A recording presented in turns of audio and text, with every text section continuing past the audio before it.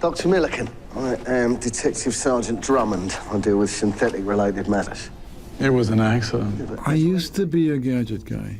I mean, I flew planes, which are gadgets, and they're filled with gadgets, and I love that.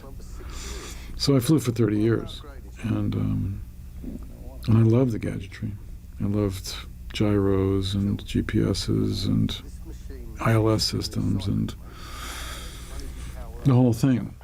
But I'm not a Luddite, but I'm not a gadget fixated person. I love leaving the phone behind when I go on long walks in the woods, and where I live anyway, there's no cell phone reception, so if I broke my leg, I'm not going to make it back anyway, so I just leave it.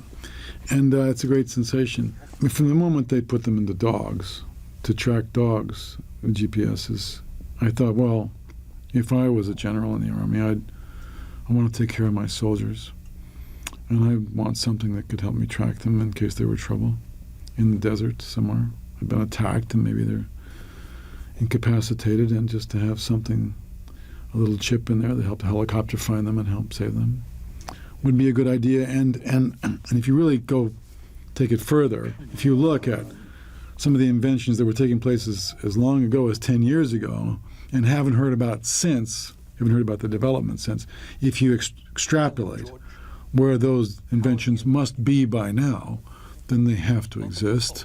We don't know about them commonly, but they have to exist. I'm a very Europeanized American.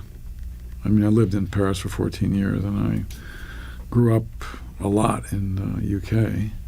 I took a year of college there. I started living there in the 60s with my parents. My stepfather was a journalist. He was the timing bureau chief in London.